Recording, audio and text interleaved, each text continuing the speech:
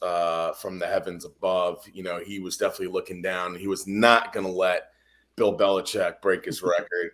Not against his beloved Bears, right? I mean, there were so many things that just kind of lined up, and it was like, can this happen? Can this happen? Can this happen?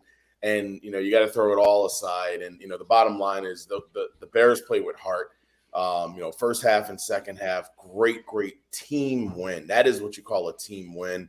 Matt Eberflus, I mean, what a great coaching display that he had. I mean, I can't say enough about that game. I still got the victory highs going from Monday night. So this is going to be nice going into Big D coming up this weekend. Yes, sir.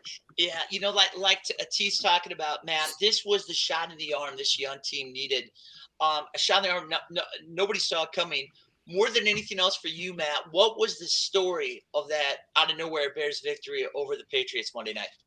Well, the story for me was Justin Fields running the ball. I mean, all of us haven't seen anything like that all year round. Not only that, he was effective running the ball, and look how good they were on third downs that entire game. Mm-hmm. They converted those third downs, and majority of those were 3rd and 8, 3rd and 10, because they were still having a little bit of problems on first and second downs. So I thought that was pretty cool that they took the page out of the Raiders. I don't know if you guys saw that or not, but they said they were like doing some research of when the Patriots played the Ravens, right, and how they stopped, and how Lamar Jackson was running all over them. And I was watching, I'm sure like you guys, I was watching a lot of the games on Sunday, and I saw upsets of Carolina winning and stuff like that. I'm like, there's got to be some way we can go in and beat these guys, because I know the Patriots are pretty good, but they're not that great. I mean, they've got flaws too. So I'm like, there's got to be some way we can go in there. But like all of us, I was like, well, Bill Belichick, I don't think we're going to do it. And then they come out and start running the ball and running effectively, and Justin Fields over the field, and the way the defense played too. I mean,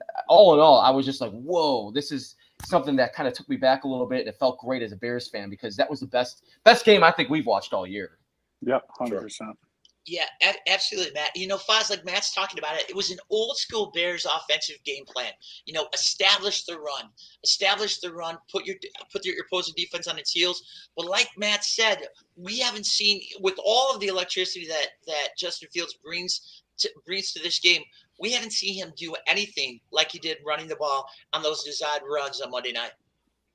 See, now as much as the players improve, which I think we'll all agree on that, I'm going to tip my hat to Coach Eberflus and Luke, the offensive coordinator. I mean, what they did within those 10 days off, I have no idea. Like, they said they had individual assessments of each position. They sat down, talked to each person.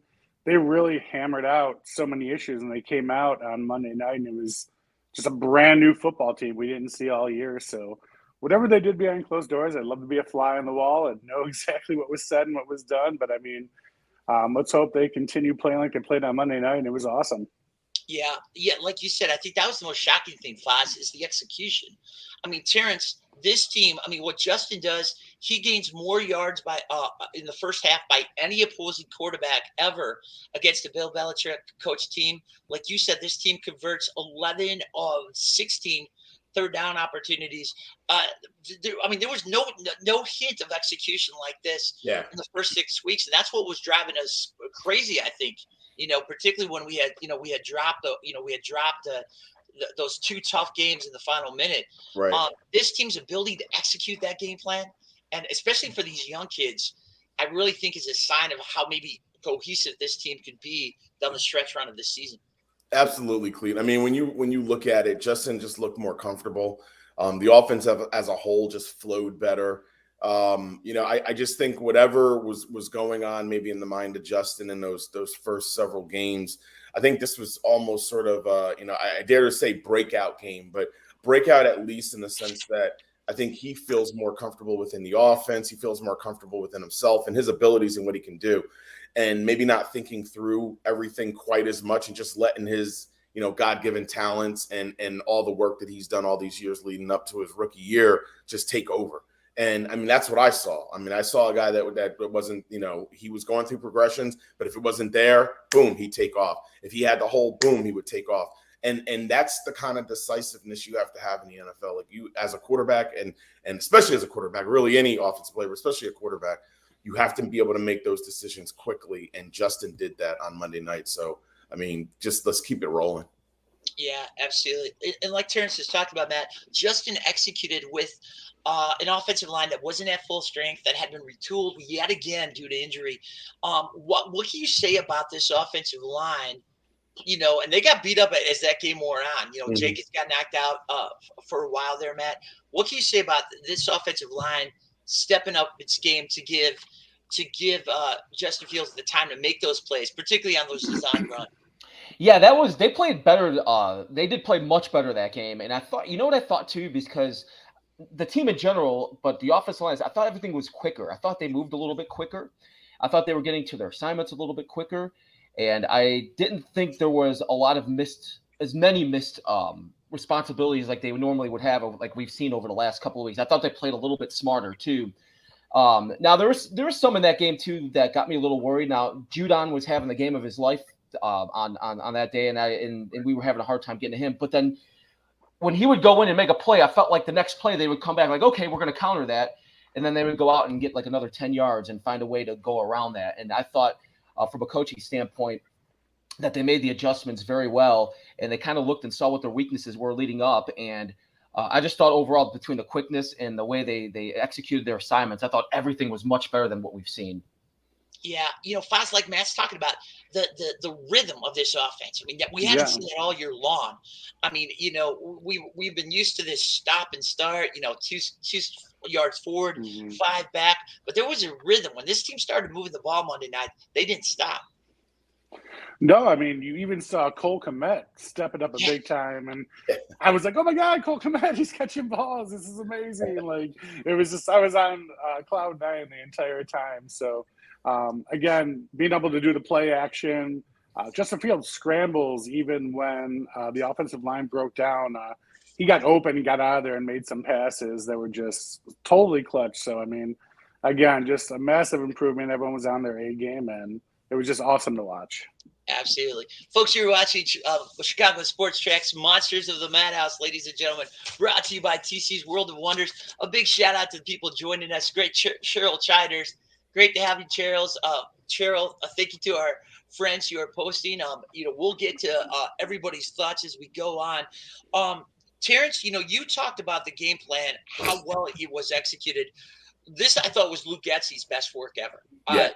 His ability to look into that New England defensive line, particularly, and find routes to attack and areas to attack too.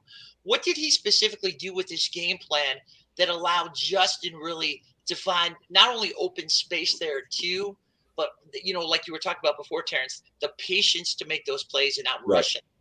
Yeah, I mean, Luke had one heck of a game calling plays. And I think what he did is he simplified it a little bit. He made it comfortable. And again, you want to make it as comfortable for your young quarterback as you can.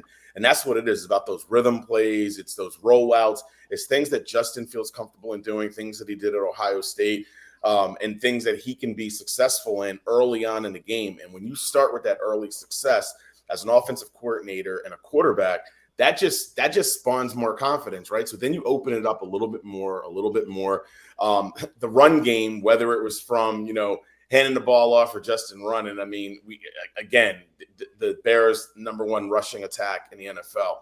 That's the key right now. That's why we're in these games. That's why, we won that game against New England. But the passing game was just as good. I mean, we started developing that, and it opens up. So it's all about opening up that offense. And I think that Luke did an awesome job by helping Justin get comfortable early, and he kept him going throughout the game and kept that confidence all 4 quarters. Yeah, Matt, Terrence is talking about the passing game. I thought the play that really turned the momentum of the game for the Bears really permanently was that just terrific read by Justin, going the short out to Cahill. Cahill gets it there, and he just boom goes. And I thought that was the play. That was the igniter, Matt. That really set the tone for that stretch the Bears had of scoring on 5 consecutive drives. Yeah, I agree. And it was the first couple plays in the game that he made that catch. Right. Did you guys like how the crowd was booing him too? Is it when he made that catch? I thought that was pretty funny. I was like, man, you guys are really upset that he must be in there because he was a first-round pick. Yeah, he was a first-round pick, and he just never panned out there. So I thought that right away when he did that and they were booing him, I felt like I also felt like that right there, that they could probably feel the energy off that. So he found him open there. He made a great throw. They start booing him, and they get right back in, and they start going at it. And sometimes I feel like that, and you can feel that energy, not only from Harry, but for the rest of that offense. Like, wait a minute, okay, let's get back at it here, and let's keep this pace going. And then they did, and they continued to march down the field. Foz, he's going to say, because he's Bill Belichick, he's going to say it was the game plan all along. But after he pulls Mac Jones, after that interception, I just got the sense, yeah, sure, that might have been the plan, but that we had rattled Bill Belichick. We had done the impossible. 100%. Yeah, rattled the greatest coach of all time. I mean, Bill Belichick's famous for his post-game shows, and I love watching his post-game show because he has no emotion whatsoever, and he just basically came out and said we were overcoached, we were overplayed, we sucked, these people didn't do this, we didn't do that. I mean, he admits defeat, and he really just came out and said we got destroyed and we need to move forward going into next week. So, I mean, 100% Bill Belichick got put in his place by the Chicago Bears, and it was a great thing, my friend. It was a great thing. Absolute beautiful thing. Terrence, our Hall of Famer, my friend, it's our first win over New England since the year 2000. Now, granted, we only play them every 4 years, but as Foz says, It was so sweet. It was so beautiful. But for me, of all these great plays, Terrence, can I get your thoughts? Jaquan Brisker's first career interception of many. I can watch it. And then what was it? The previous play, he gets hit in spots where most guys. It was the payback interception. Yeah, I mean, you talk about acrobatic. I mean, that was like the OBJ of defense. I mean, literally one hands it and just, to me, I've never wavered on Ryan Poles going with two defensive backs in our first rounds and second round and third round, whatever draft. I looked at it and said, bottom line is, you want to build this team with the best players. And when you look at Brisker and you look at Gordon, I mean, these guys are ballers, and that's going to set us up well because they're rookies and they're playing and they're starring in their rookie year, right? So they're making big plays already, and we're still sitting here. Week 7? So I mean, we've still got some football to play. Like, I mean, there's a lot more to play of this year. So I loved it. But that play by far was, I mean, you talk about the oohs and the ahs and the ESPN top 10s. I mean, that's it right there. I mean, that shows you who he is. That, at the end of this game, you have the unthinkable. You have the Bears at the Patriots 1. They could go for 40. But you have coach in just pure class has Jay Fields take a knee there. Well, Peyton Manning is one of the people online saying go for 40. If you're in Foxborough, you have the chance. But for me, that was one of the most just bizarre moments of this game that no one could see coming. That the Bears would be in position to go mercy, to take a mercy knee, on the Patriots. Well, what's interesting about this game when I'm watching this game. Look how important it is when you develop young quarterbacks, because I feel like our progression right now has been really good because Justin Fields has taken a lot this season. We've seen a lot of bad, we've seen a lot of good, a lot of positivity, but you could see the development. Look on the other side. Look what New England was trotting out there. Their quarterbacks look lost. Like Mac Jones looked lost out there. I know he was hurt. But he still was in that system an entire year last year. He came back. He was lost. Zappy comes in, he makes a couple of players, gets him back in, but then in the second half he was shut out, and now they got like a quarter. They can't decide what they're going to do or what quarterback, and they just both of them just didn't seem like they were on top of their game because I felt like they weren't picking up everything. But on our side, we've got that consistency now where we can keep building, and who knows, Justin Fields can go out this week and maybe he does. We're playing a much better defense this week, and maybe he does struggle. But however, he's going to learn from all this. And I just felt like while watching that game, and I'm like, besides looking at Bill Belichick ready to explode the entire time on the sidelines, I thought that was pretty. I hate the Patriots, so I was like, I loved every second watching that, and Matt Patricia looking up and seeing what was going on, and I just got great joy of watching all that. But I'm like, I'm glad we have the situation we have, and we don't have their situation, even though it's Bill Belichick, and he'll probably still find some way. But I like our situation. I was just kind of comparing them a little bit when I was watching that. Absolutely. And to piggyback on what Matt's saying, Foz, developing quarterbacks is a long game. Patience Sure. is the key. And, the fact that the Bears have stuck through Justin through, the 55-yard completion days, the 46 passer rating days, really shows that they are, committed to. We all know the future is 2023, but a lot of teams, even in our situation, wouldn't have the patience that this front office and coaching staff has shown. He's got to develop his skills in the NFL, no doubt. But I think what not many people talk about enough is he has to learn how to lose. The kid's never lost his entire career. Right. I mean, you're in the NFL. Everyone's elite players now. So how are you going to bounce back from those losses? You're going to get frustrated, upset, and mad. Are you going to affect your play? So I think that's one of the biggest developments I think Fields needs to develop in is accepting a loss, moving forward, getting stronger for next week, and letting it roll off his shoulders and just moving forward. Yeah, absolutely, Foz. Want to touch base with one of our a great guest, wanting to get our thoughts on the news of the day.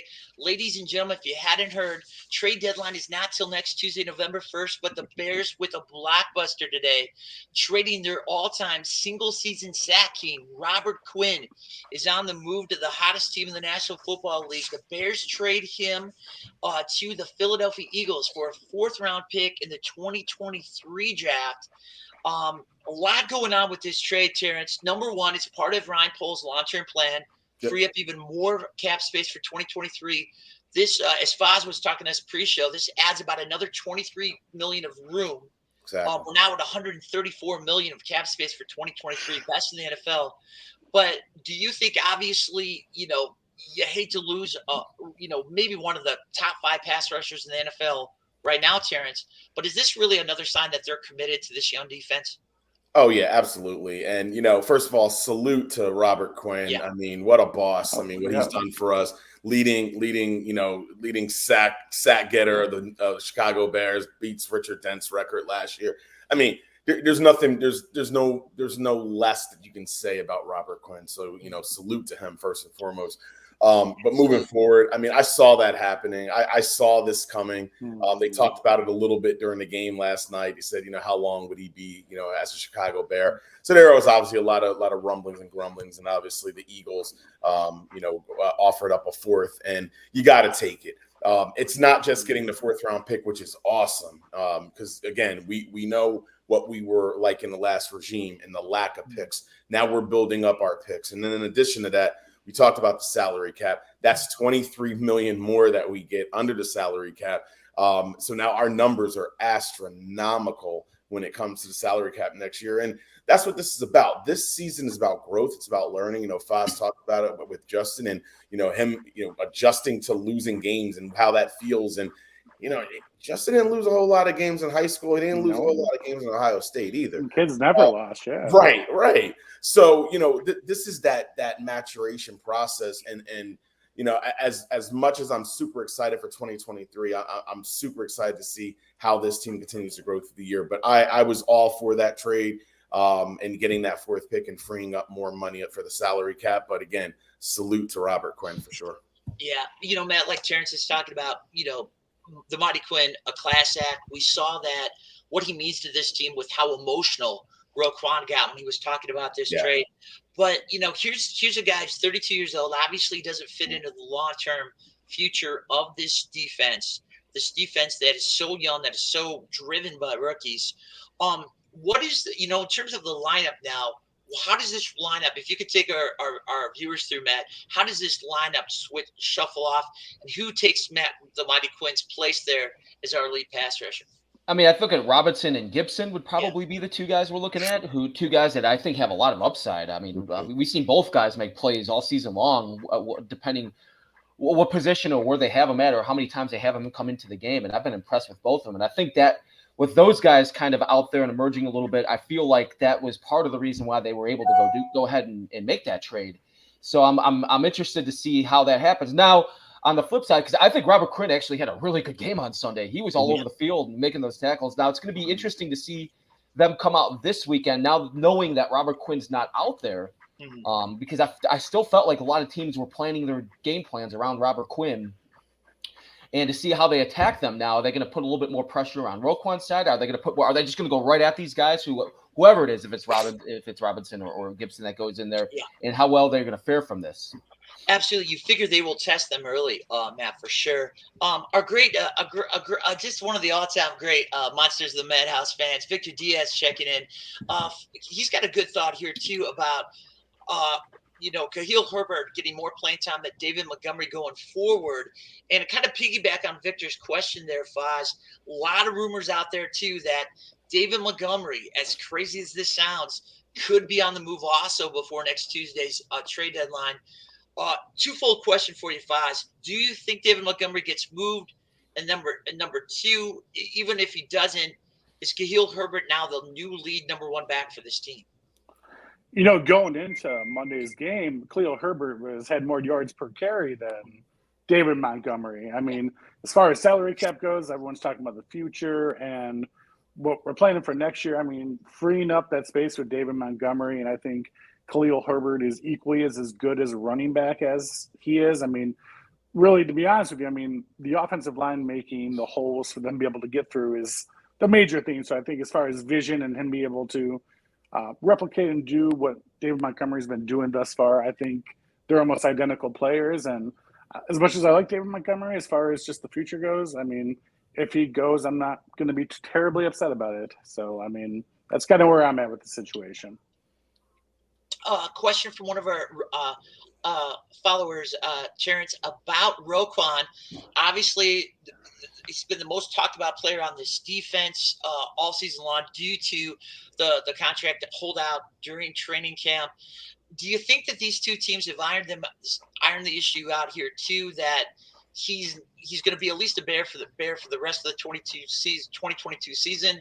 Is it also an issue too that Ryan Poles isn't going to make that move, Terrence, unless he gets the pick that he wants for that, for let's face it, one of the top 10 linebackers in the NFL?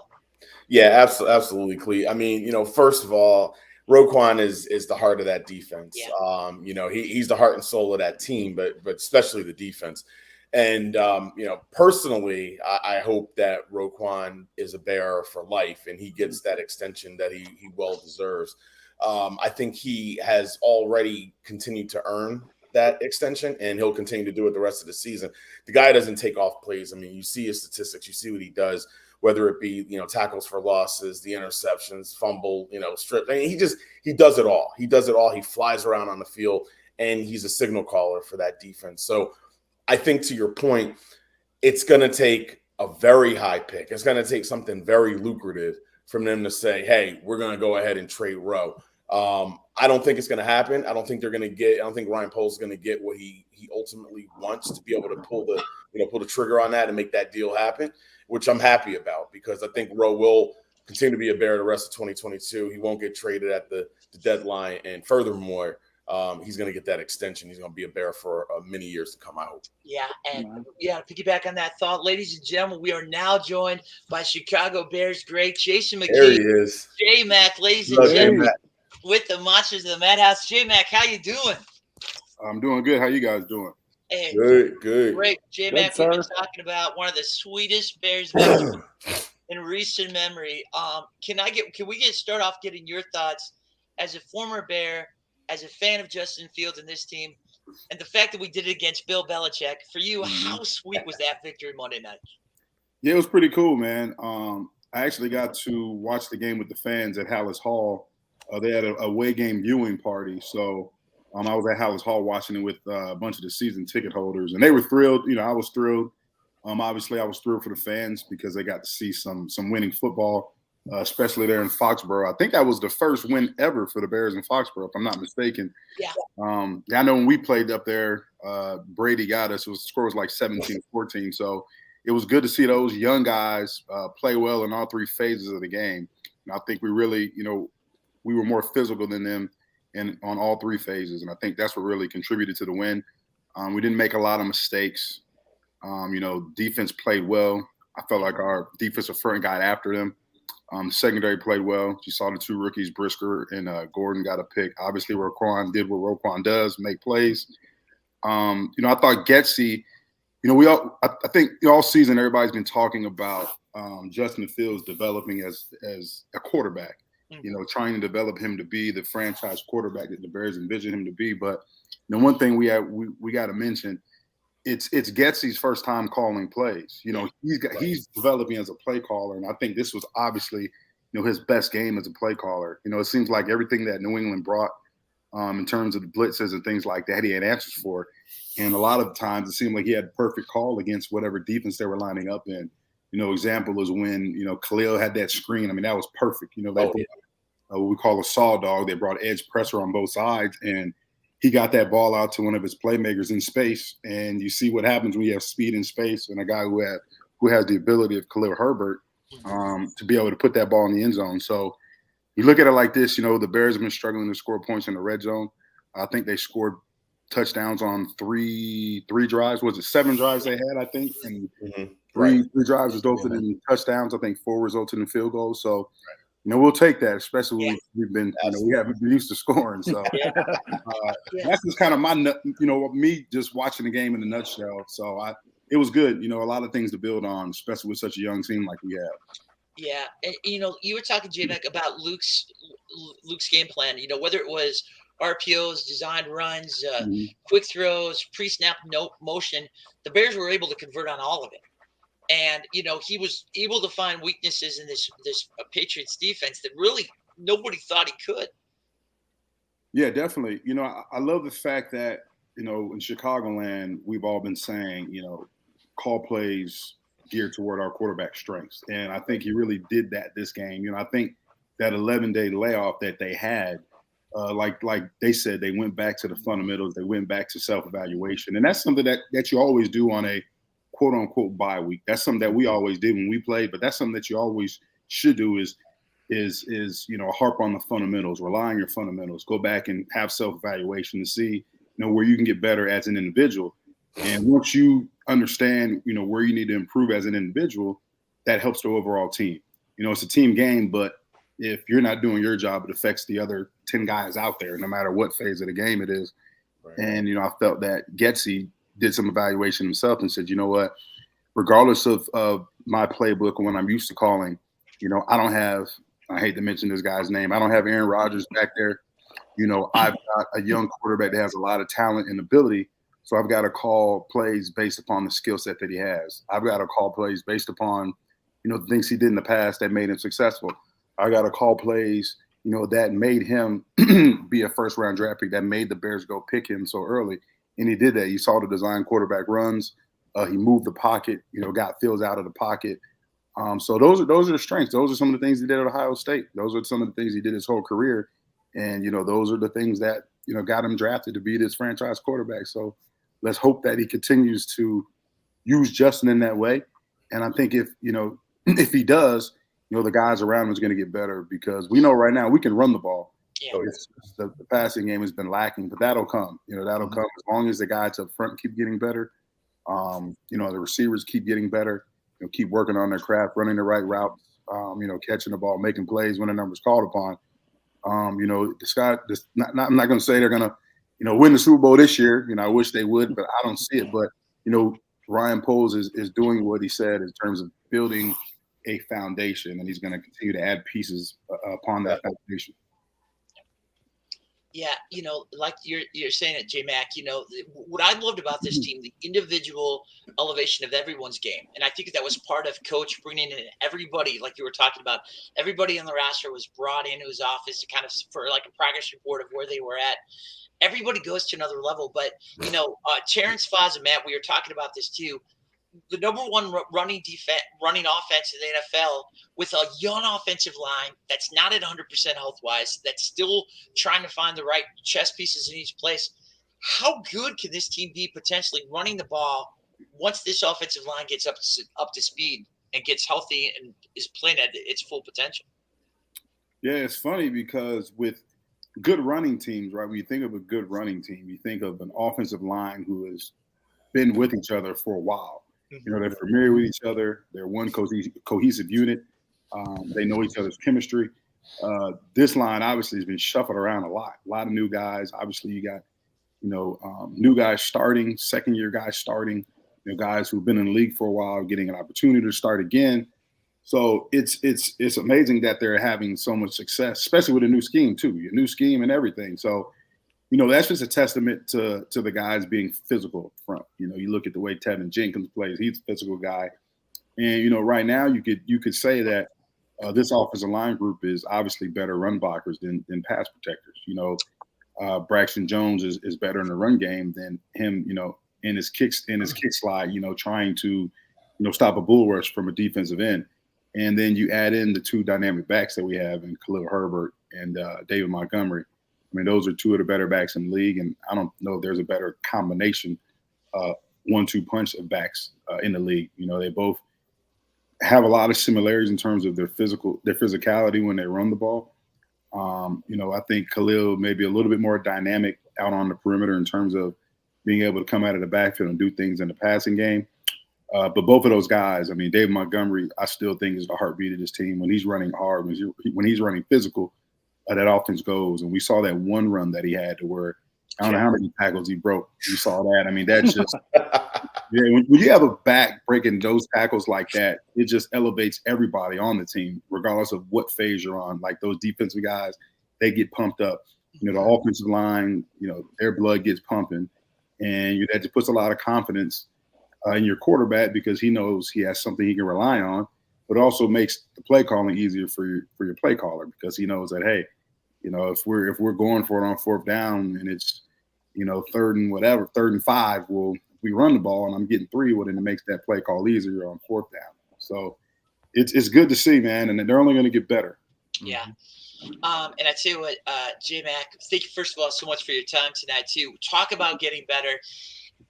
Record-wise, they might not be getting better this Sunday, but is there a better test for this young team than right now than arguably the number 1 defense in the NFL and the definitely playoff-bound Dallas Cowboys in Big D Sunday at noon? Cowboys a 9.5-point favorite, J-Mac. Is this the perfect opponent, the perfect time to really continue the progression of this team? Yeah, it's really gonna test like to me, I'm not in that locker room anymore. Do I know some of the guys? Yeah, but I think, from a standpoint, it's going to test the culture of this team. I think it's going to test the culture of what Coach Flus is trying to instill in these guys, what he's trying to implement up there at Hallis Hall. Coming off a big win, right? And you start reading your press clippings and stuff like that. People start to pat you on the back again, and you feel like you've arrived. Well, you got a formidable opponent in Dallas. I mean, their defenses. I mean, Micah Parsons is a generational talent.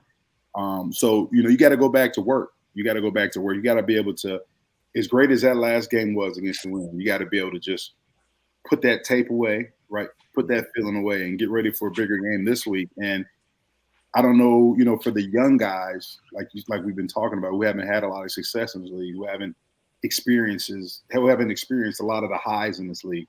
The highs are high, but you got to put those highs away real quick because you can get humbled again if you're still riding on a high from winning that game up in Foxborough, especially when you go down to Dallas. And they got so many weapons on offense. They got a defense, like you said, a really good defense. And, that pass rush is going to be something that we have to, shore up. I don't know what Getsy's devising, but, I would expect to see, a lot of help from the tight end in terms of chipping, the backs chipping. They have to go a lot of 7-man protection, keep the back and the tight end in there. And, you're limited into how many receivers are running routes. But at the end of the day, when you're designing route concepts and passing schemes, it starts with the protection first, because it don't matter what you call. If you're not protecting your quarterback, you ain't gonna get that ball off. So it's going to be interesting to see what the Bears do against that Dallas front this week. And it's going to be interesting to see if they can, put away that feeling that they had in New England and refocus and get ready for another big challenge. Yeah. Bears great Jason McKee for joining us here on Monsters of the Madhouse, brought to you folks by TC's World of Wonders. Terrence Foz, Matt, anybody have any specific questions they like to ask J-Mac? Yeah, I got a quick one. You were just talking about Luke Getsy, J-Mac, and how big of for this week I'm going to be watching him. I love watching defense play, and I love watching players like Parsons. But I really like Dan Quinn as a coordinator, and I think he's so good at his job. So what is something that you're going to be looking for when you're watching like a coordinator like Dan Quinn putting together the different plays, and how Luke Getsy is going to counter with that when he's trying to get his receivers open, or is there another step that some of the receivers and the running backs are going to have to take to play to that type of level? Yeah, I think, man, obviously all these guys are super smart. They're the cream of the crop. But, in terms of, what do most coordinators do when they're facing, serious pass rush, right? They want to get the ball out quick. They want to, like I just said, they want to chip. They want to, have more guys staying in protection. So they know that in Dallas. Quinn knows that. I expect that with that secondary that they have, I think they're going to maybe sit on a lot of routes. Obviously, I could see them even, going a little man coverage early, getting that 8th man in the box to stop our running game and saying, hey, look, you know what? If you're going to beat us, you're going to beat us with Justin Fields. If you're going to beat us, you're going to beat us with the young receivers that you have having to win a one-on-one matchup, because we feel that our secondary, our corners are better than your receivers, and let's have it. We're going to put that 8th man in the box. We're going to take away the run. We're going to bring pressure. Micah Parsons lines up all over the field, and we're going to see what you can do. So I think that's what we're going to see. I think they're going to, like I said, disguise coverages that may show a cover 2 look and roll down to, man free, or even a little bit of cover 3 to get that 8th man in the box, something like that. But that's what I would expect to see. I think Getsy can counter that by calling, sticking to the run even though it's not working. Don't abandon it, and don't get into a situation where you're trying to be pass happy, because we've seen when they've done that, we get in trouble. The screen game will be huge. I would get the running backs in the screen, wide receiver screens, tight end screens to help nullify that pass rush. But at the same time, he's got to do what I'm pretty sure Dan Quinn's expecting him to do, and that's getting Justin Fields outside of the pocket. He's going to have to get him outside of the pocket. So we'll see what happens. Those are some of the things I think they will do. I don't know. I'm here with you guys. I'll be tuned in, eating a popcorn, man, hoping that we can pull it off. It would be a beautiful thing, J-Mac. J-Mac, we were talking about the Robert Quinn trade earlier. Obviously, this is Ryan Poles sticking to his developmental plan, putting everything in place, salary cap, money-wise for 2023.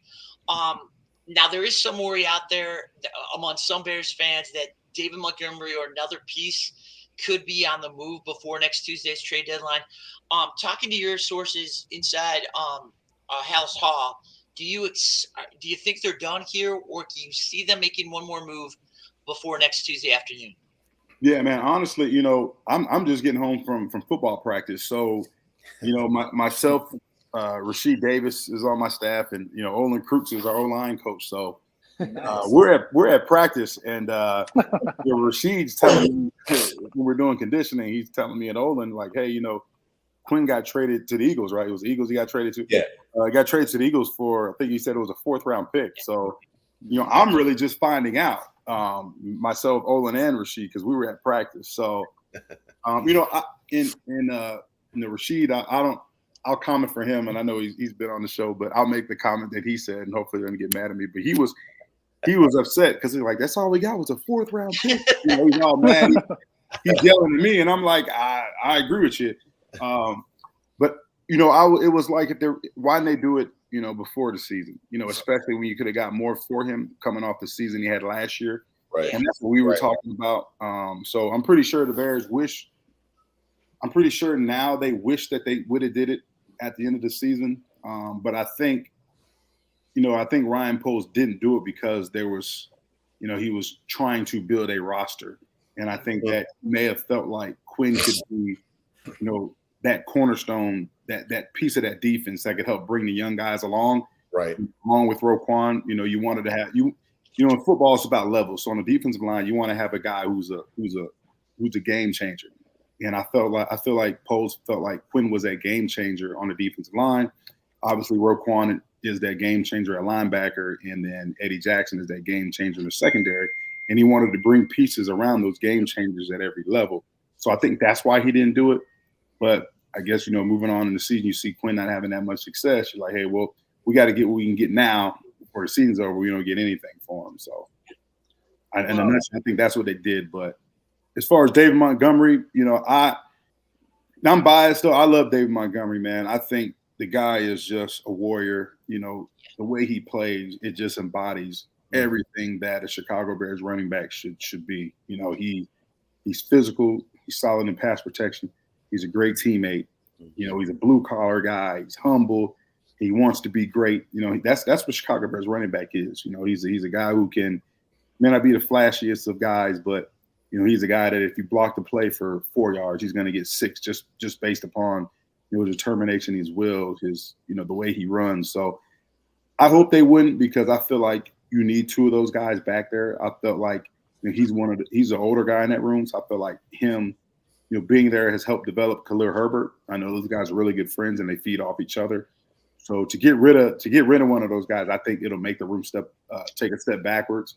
And I've been in a situation like that when we had Thomas Jones here.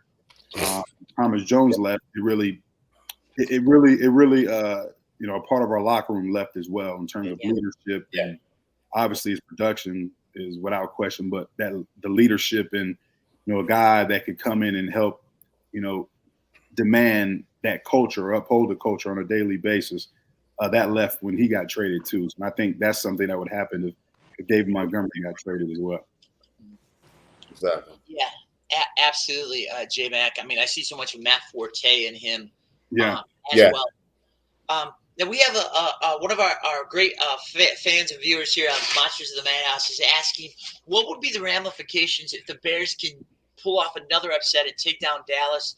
Do you think that people will take the Bears more seriously, or will this team still be written off? You know, a lot of people are out there still thinking this is still a mediocre team that, all said and done, might be probably most likely going 6-11 or so.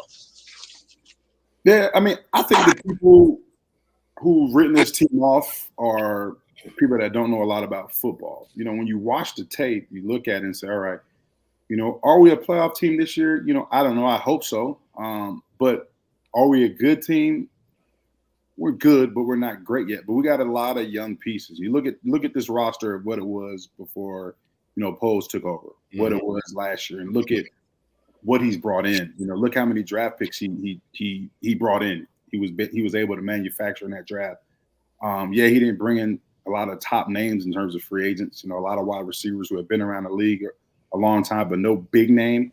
But look at what he brought in. He brought in more guys, more quality. He brought in hungry guys who are getting another opportunity to make a name for themselves in the league. So, and then we talk about all the cap space they have next year. You know, it's only going to get better. So, you know, I feel like if they do beat Dallas, more people will take us seriously. But I think a lot of people who understand football, they're already looking at the Bears and like, you know what, Poles and you know, Flues and that organization is doing a great job of trying to rebuild a team with young talent, and they'll continue, and they have the money. They'll have the money next year to bring in more talent and more veterans who have been proven in this league to make it better. So, you know, I feel like we're on the right track. Obviously, I'm like you guys, like every Bears fan. I want to win the Super Bowl right now. You know, I wish we would have won a Super Bowl. We want to go to playoffs every year. But I see where they're going, and I understand what they're trying to do. Yeah. Sure. Yeah, absolutely, J-Mac. Amen on that. As much as all of us want this thing to go 200 miles an hour, we have to be realistic on it. Guys, anybody have any further questions for J-Mac before we get our predictions for Dallas? No, J Max, I was going to ask you, what do you think it's going to be like in Big D in terms of the Bears' presence? I know I'm going to be down there live. So what do you think? What do you think percentage-wise, Bear fan and Cowboy fan? Because I've been there before, and a lot of times we take over that place. Yeah, man. The funny thing is, you know, I was with the Cowboys before I came to the Bears. So, that's right. Man, Dallas is great, man. I love Dallas. That was the team I really got my first, you know, NFL experience with. You know, my first start was in Dallas. My first, you know, playing time was in Dallas, and it's such a good organization, man. I know a lot of people, you know, talk trash about Jerry Jones and this and that, but man, I'll tell you what, just my experience with him, he was an awesome guy. He really cares about his players. He's a real genuine guy, down to earth. You can, you know, go in his office and talk to him about anything. And I mean, obviously he's a smart guy. That's why he's been able to do what he does. Right. But he has that place rocking, man. Them Cowboys fans is crazy. They call it America's team. And when you're down there, that's how you feel, because everything's about the Cowboys. You know, everybody's wearing cowboy hats, cowboy boots, and cowboy jerseys. So it's going to be electric, man. You the Cowboys fans are definitely going to outnumber the Bears fans. I'll say that. But on the other side, Bears fans, you guys travel. And I know when we always had away games, I always appreciated that. I know when we used to play back in the day when it was the St. Louis Rams, we used to have more fans than we did. Oh, yeah. Even when we played cross country, we played the Seattle Seahawks, which had a bunch of Bears fans there. So it's going to be a good environment. It's going to be a great game. And, I'm definitely excited to watch it and to see what type of next step, our young football team takes. For sure. A lot of orange jerseys this weekend. Yeah, it should be great, man. It should be great. Hey, J-Mac, one of our fans has a blast from the past question for you.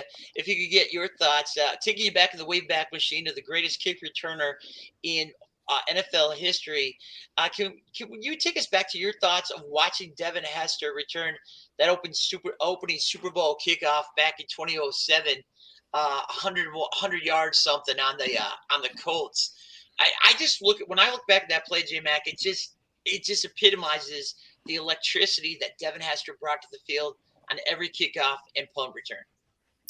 Yeah, I mean he's amazing, man. It's funny because you sit there and being all year I was on the kickoff return team, so I was the middle up back on the wedge back when you could have a wedge, and he was returning kicks left and right. So we say, you know what, I'm just gonna. If I just touch my guy, he's going to, if I just wall him off, he's gone. And a lot of times, we would be trying to block on the return, but trying to watch him at the same time because, he was so electric. And, for me, the last game of that season, I think we played Detroit at Detroit, and I had a high ankle sprain. So they took me off of kickoff return, and I only played offense just because I was limited. So the whole playoffs that year, I had high ankle sprain. I played with one cleat, and the other cleat was like a cast. So in the Super Bowl, I was on the sideline for that play when I should have been out there. And I remember Dave Tobe calling the kickoff return team up. Obviously, we won. We got the ball. We won the toss. We took the ball, and I'm calling up the huddle. So I'm right there in the huddle, listening to the return, and they go line up, and I got to go back to the sideline. I'm watching it. And, all week, Devin was like, man, I hope they kick it to me. I hope they kick it to me. And the crazy thing is, two of my college teammates, Raheem Brock and Dan Klecko, played for the Colts. Okay. And all week, we all hung out together. We was recruited together at Temple, played together, good friends for a long time. And they're like, hey, I don't care what happens. Coach Dungy already said he's not kicking it to Devin. And I'm like, just kick it to him, man. It's Super Bowl. Give him a chance. So, they kept saying that. And then when Dungy actually kicked it to him, I'm like, wow. You're just watching it, and then obviously Devin did what he did. But, you're on that sideline watching it in person, and you're not speechless. You're excited. I remember we're all jumping up and down and hugging each other. And, I know a couple guys, including myself, I'm pointing at my ring finger, and I'm like, we got this, because, every year, that whole year, every time we had a special team touchdown, we won the game. Yeah. So, I felt like we were going to win the game. But, that was obviously one of the greatest moments in Bears history besides the Bears winning the Super Bowl. Sure. Yeah, without question. I still can't believe he was not a first ballot Hall of Famer last year. NFL Hall of Fame committee, get your job done this year. Put Devin Hester in Canton. That's my final parting shot, guys.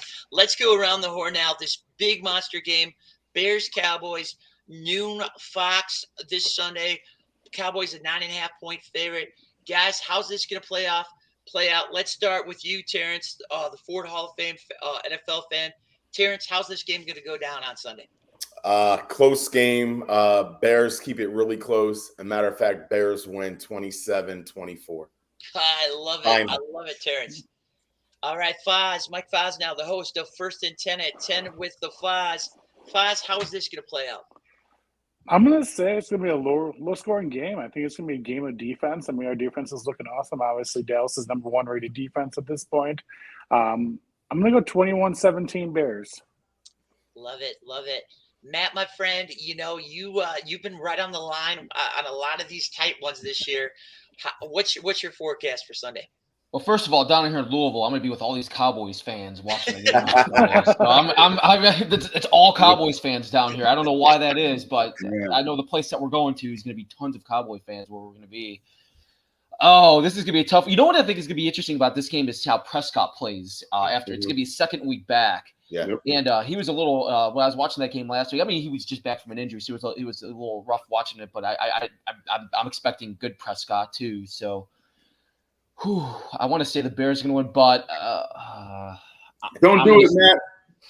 Bears are going to win. Bears are going to win 24-21. Bears are going to win. There you go. Our panel's unanimous, ladies and gentlemen. J-Mac, Jason McKee, you're dialed in more than anyone. How do you see Sunday's epic showdown playing out? Yeah, I think it's gonna be a low-scoring game too. Like Matt said, I'm interested to see how Dak plays. Hopefully, if our D-line can play as good as they played against New England, we can get some pressure on them. But I think it's gonna be a low-scoring game. I like the Bears 20-17. By a field goal. I think Santos has been on a roll. Oh yeah, goes down there and Yep. pulls it off. Hope they do it. Hope they do what we're all saying they're going to do, man. I'm a little nervous, but I got faith in them, man. Yeah, he put on a show in Foxborough, that's for certain. Well, J-Mac, there was one man in America who called the biggest upset of the NFL season last week.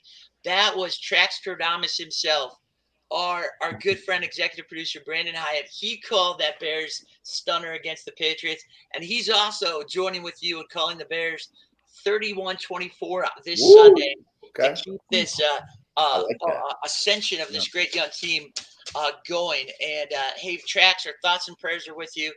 We hope to have you back here next week, my friend. We do miss you. But hey, Traxtradamus, I like what you're calling. And fellas, how can I go against that? I'm calling the same thing, guys. I'm thinking like J-Mac. I'm thinking a gritty 16-13 Bears victory, one on a Santos field goal from, let's say, 53 yards. He's been on a roll lately. Should be good. It's obviously a great test of where this team's at and where they are going.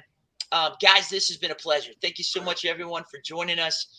Thanks, folks, for watching here on Monsters of the Madhouse, brought to you by TC's World of Wonders. Anything you want, any dream sports memorabilia you would love to own, TC has it for you at tcsworldofwonders.com. Check them out, folks. Fellas, thanks again. Let's good night, everybody. Hey, let's bear down on Sunday and get a big win. Awesome, fellas. Great Bear to see down, you. baby. Have a great All right, night. good night, everybody. Bear Thank down. you, guys. Appreciate it, everyone. Good night, guys. Night, guys.